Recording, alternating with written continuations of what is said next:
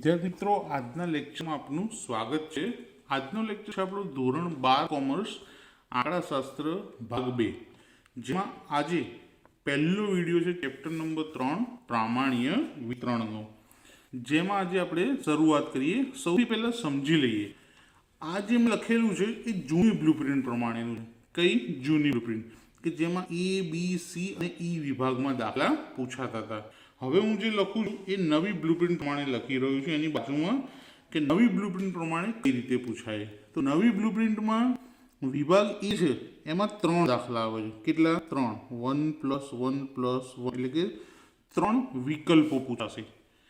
બી વિભાગની અંદર 2 ના 2 રાખેલા છે, 2 એક એક વાક્યના સવાલના જવાબ।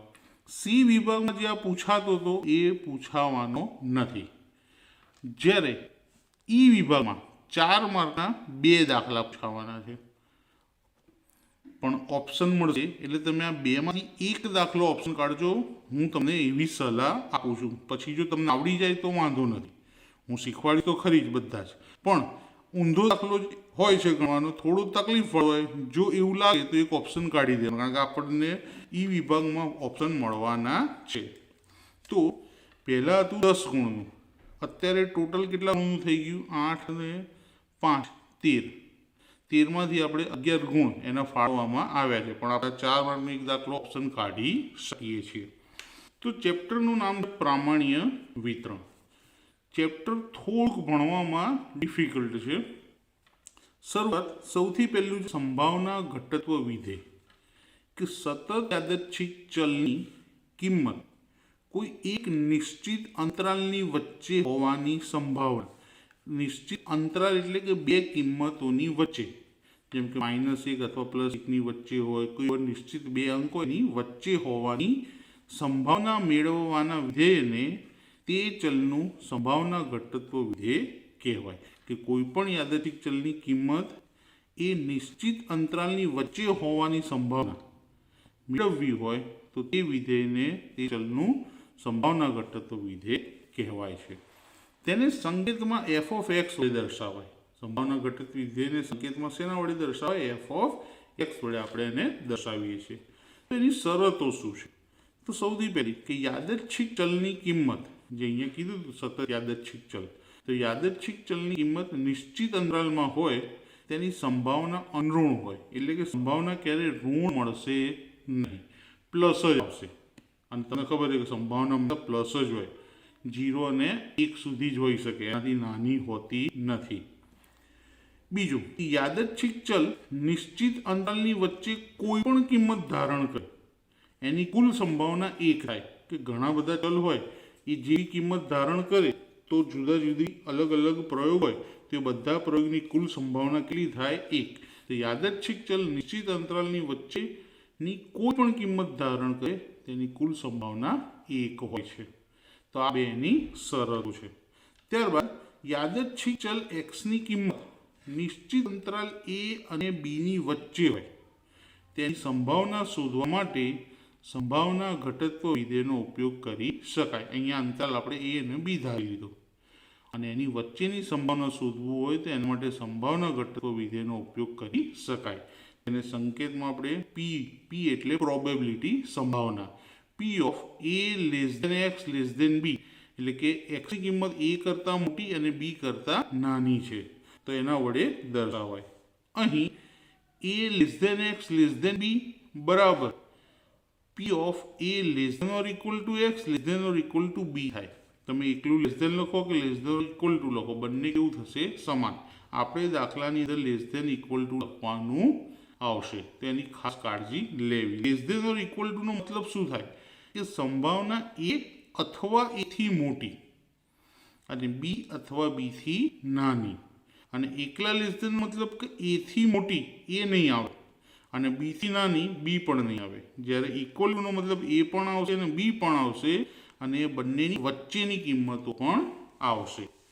તો અહીં આગળ પણ બંનેનો મતલબ સરખો જ ગણવામાં આવે છે, પણ આપણને ભૂલ ના પડે એટલા માટે <= વાળા સંજ્ઞાનો ઉપયોગ કરીએ છીએ।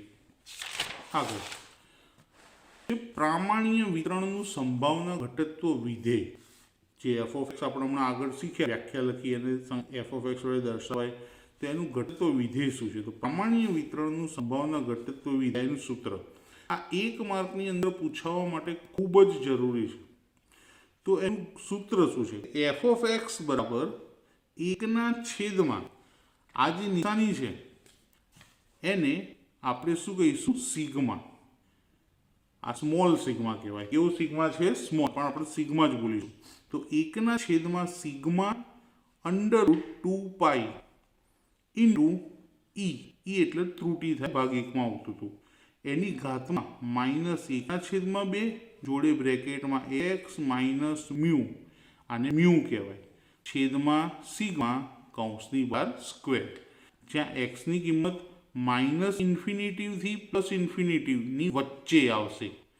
એક્સની કિંમત શું હશે? -ઇન્ફિનિટીવ એટલે કે અવ્યાખ્યાયિત, કે ભાઈ અનંત, અને આ બાજુ પ્લસ સુધી અનંત, એ બંનેની વચ્ચે એક્સની કિંમત આપણને મળશે. તો અહીંયા સંજ્ઞાઓ આવી, સિગ્મા આવ્યા, પાઈ આવી, ઈ આવ્યો, એક્સ આવી ગયો, મ્યુ આવ્યો. આ બધાને શું કહેવાય? તો જુઓ, એક્સ એટલે પ્રામાણ્ય ચલ એક્સનું મૂલ્ય. અહીંયા પ્રામાણ્ય વિતરણ લખ્યું, તો એક્સ એ શું છે? પ્રામાણ્ય ચલ એક્સનું મૂલ્ય છે. એક્સની કિંમત આપણને આપી હોઈ શકે.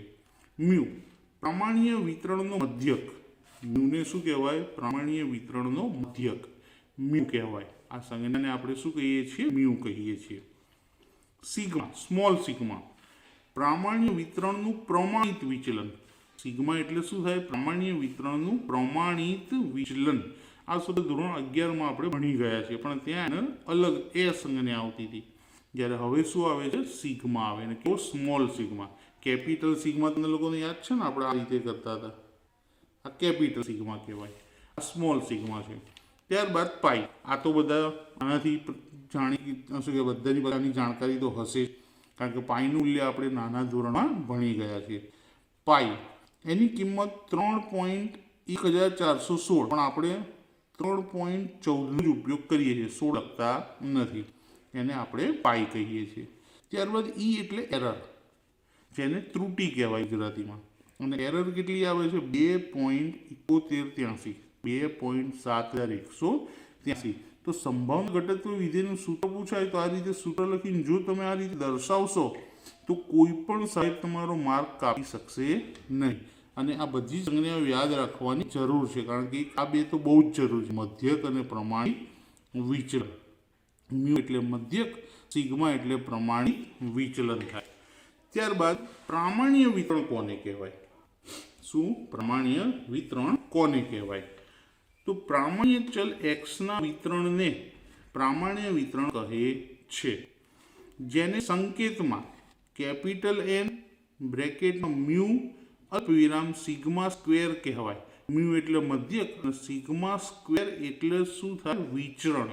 સિગ્મા સ્ક્વેર એટલે શું થાય? વિચરણ. તો એ લખી દઉં, સિગ્મા સ્ક્વેર એટલે શું થાય? વિચરણ થશે. તો ખબર પડી ગઈ પ્રામાણ્ય વિતરણની વ્યાખ્યા આપણને. ત્યારબાદ બીજો ખૂબ અગત્યનો ટોપિક આવે છે પ્રામાણ્ય વક્ર. શું આવે છે? પ્રામાણ્ય વક્ર. પ્રામાણ્ય ચલ એક્સની જુદી જુદી કિંમતોને અનુરૂપ સંભાવના ઘટત્વ વિધેય એફ ઓફ એક્સની કિંમતો શોધી જે વક્ર દોરવામાં આવે તેને પ્રામાણ્ય વક્ર કહેવાય. પ્રામાણ્ય ચલ જે એક્સ હતો એની જુદી જુદી કિંમતોને અનુરૂપ સંભાવના ઘટત્વ વિધેય એફ ઓફ એક્સની કિંમતો શોધી અને એ કિંમતોને જે વક્ર દોરવામાં આવે કિંમતની મદદથી તેને પ્રામાણ્ય વક્ર કહેવામાં આવે છે. તો પ્રામાણ્ય વક્ર કેવી રીતે દોરાય, શું દોરાય, આપણે એની ચર્ચા કરીએ. તો પ્રામાણ્ય વક્ર દોરવા માટે મિત્રો સૌથી પહેલાં તો નીચે એક અક્ષ દોરવી પડે, જેને આપણે એક્સ અક્ષ કહી શકીએ, જેમાં ડાબી બાજુ -ઇન્ફિનિટી એટલે અનંત સુધી અને જમણી બાજુ +ઇન્ફિનિટી એટલે પ્લસ અનંત સુધી વિસ્તરેલી હોય. અને એની ઉપર આપણે આ વક્ર દોરવાનો છે. અને વક્ર આ રીતે દોરશું તમે. બીજી એક વાતની ખાસ કાળજી રાખવી કે વક્ર દોર્યાનો છેડો નીચેની અક્ષ સાથે ટચ ના થવો જોઈએ, છૂટો જ રહેવો જોઈએ. દેખાય અહીંયા ગેપ. અહીંયા પણ જો ભેગો નથી થતો, એ છૂટો જ રહેવો જોઈએ. અને વક્રમાં એક્ઝેક્ટ બરોબર વચ્ચે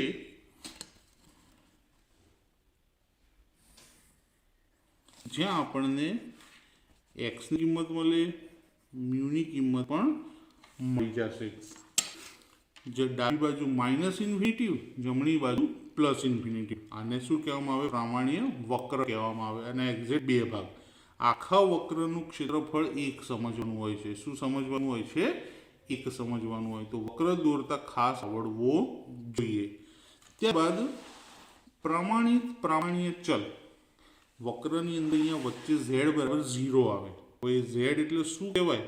હવે આવશે કે પ્રામાણ્ય ચલ, જેને આપણે શું કહીએ છીએ? z વડે દર્શાવીએ છીએ. અને z શોધવાનું સૂત્ર છે x માઇનસ x એટલે ખબર છે ને, પ્રામાણ્ય ચલ x માઇનસ મ્યુ એટલે મધ્યક, અને છેદમાં સિગ્મા એટલે પ્રમાણિત વિતરણનું પ્રમાણિત વિચલન, અથવા એકલું પ્રમાણિત વિચલન પણ કહી શકો. જો x એટલે પ્રામાણ્ય ચલ, મ્યુ એટલે પ્રામાણ્ય વિતરણનો મધ્યક. તો મ્યુ એટલે મધ્યક યાદ રાખવાનું.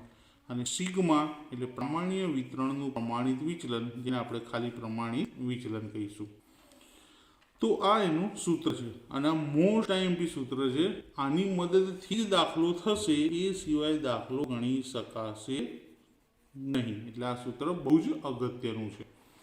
ત્યારબાદ પ્રામાણ્ય વિતરણ. આ ચલ હતું, હવે વિતરણ. તો f ઓફ z બરાબર 1/2 પાઈ ઇન્ટુ e એટલે એરર ત્રુટી -1/2 z નો સ્ક્વેર. જ્યાં z ની કિંમત ક્યાં હશે? માઇનસ ઇન્ફિનિટિવ અને પ્લસ ઇન્ફિનિટિવની વચ્ચે. આપણે હમણાં આકૃતિમાં વચ્ચે z બરાબર 0 લખ્યા. તો માઇનસ ઇન્ફિનિટિવ અને પ્લસ ઇન્ફિનિટીની વચ્ચે આની કિંમત હશે.